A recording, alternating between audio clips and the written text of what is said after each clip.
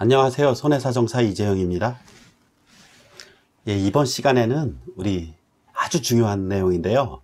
교통사고 발생할 경우에 대처 요령과 그 위반 시 어떠한 불이익이 따르는지 한번 알아보는 시간을 갖도록 하겠습니다.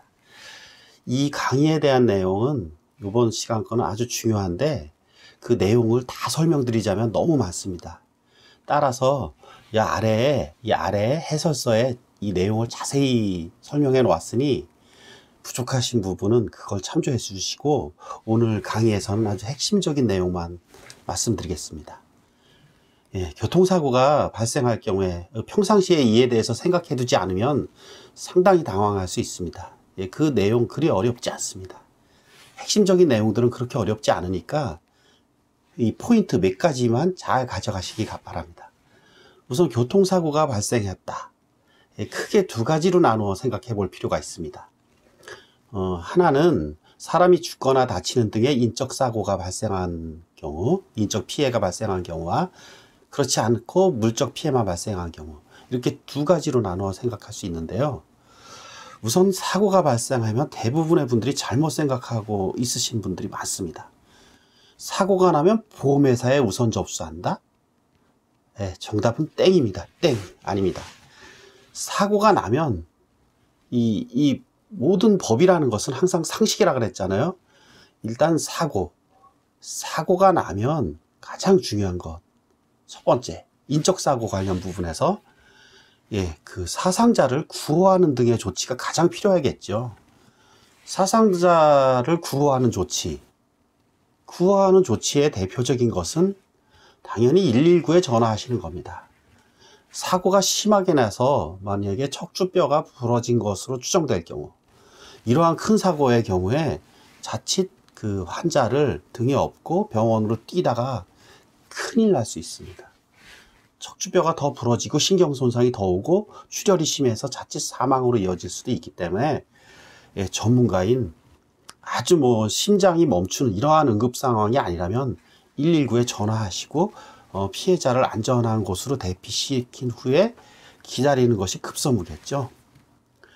그런데 만일 본인이 전화를 할 수 없는 긴급자동차 등의 경우에 이때에는 동승자 등이나 지나가는 행인 등 동승자 등으로 대신 신고하게 할 수도 있는 것입니다. 첫 번째로 중요한 의무, 인적 피해가 발생했을 때 환자를 구호하는 조치다. 그 다음에 사고가 나면 사고 현장을 수습할 필요가 있잖아요. 이거를 그렇기 때문에 경찰관서에 신고 의무를 두고 있습니다. 인근에 경찰이 있을 경우에 그 경찰에게 그냥 말하면 됩니다. 없을 경우에는 경찰서에 전화하면 되죠. 경찰서 전화번호 모른다. 112 신고 있잖아요. 여기다 전화하시면 됩니다. 이 두 가지 사항이 환자를 구호하고 경찰관서에 신고해서 사고 현장을 수습하게 한다. 이게 가장 이 사고 대처 요령의 핵심적인 내용입니다. 이 두 가지가 끝나서 좀 어느 정도 안전 궤도에 이르렀다. 그러면은 피해자에게 이제 인적 사항을 제공해야죠. 전화번호, 성명, 주소 등을 기재한 인적 사항을 제공하고 그 다음이 보험 접수입니다. 이 최후순위입니다. 보험 접수는. 보험 접수가 선순위 아니라는 사실 요거 꼭 가져가셔야 되겠죠. 그렇지만 이제 인적사고, 다음으로 물적사고가 발생했을 경우, 인적 피해는 없을 경우에 이때는 당연히 사상자를 구호하는 등의 조치는 필요 없겠죠. 하지만 경찰관서 등의 신고 의무가 면제되는 것은 아닙니다. 이때에도 반드시 경찰관서에 신고를 하셔야 합니다. 하지만 예외적으로 다른 재물을 특별히 건물이라든지 다른 재물을 손괴한 것이 아니라 단순히 차량만 파손한 경우, 이런 경우에 교통의 흐름에 원활한 조치를 다 한 경우에는 경찰관서에 신고 의무가 면제됩니다. 차만 파손된 경우, 차 또는 노면전 차만, 요거 기억해 두시고요. 그럼 위반 시에 어떠한 제재가 따르는가? 위반 시에 가장 기본적인 틀은 이 사상자를 구호하는 조치를 안 했을 경우, 원칙적인 것, 중요합니다. 면허 취소입니다. 단 예외적으로 자진 사상자 구호하는 조치 안 한 거를 자진 신고했을 경우에 벌점만 부여될 수도 있습니다. 하지만 원칙적인 것은 면허 취소되는 사실 꼭 기억해 두셔야 되겠죠. 예, 면허가 취소된 뒤에는 일반적으로 4년간 운전면허 자격에 응시할 수 없습니다. 그리고 5년짜리들이 있는데 5년짜리들 네 가지 기억해 두셔야 되겠죠. 무면허나 음주운전, 무면허 운전, 음주운전, 그 다음에 약물 등의 영향, 마약 운전이겠죠. 과로한대 운전, 끝으로 카폭, 공동위험행위죠. 차 2대 이상이 나란히 줄지어서 가는 것. 이렇게 네 가지 사유로 면허가 취소된 경우에 사상자 구호 조치 안에서 이 경우에는 5년간 면허시험을 볼 수 없습니다.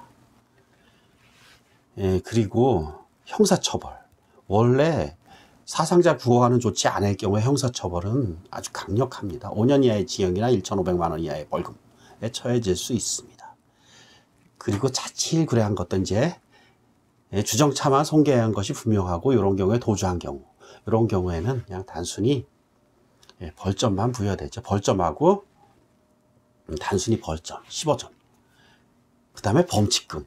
범칙금이 승용차 기준으로 12만 원. 인적사항을 제공하지 않았을 경우에 전화번호 안 남긴다든지 전화 안 해.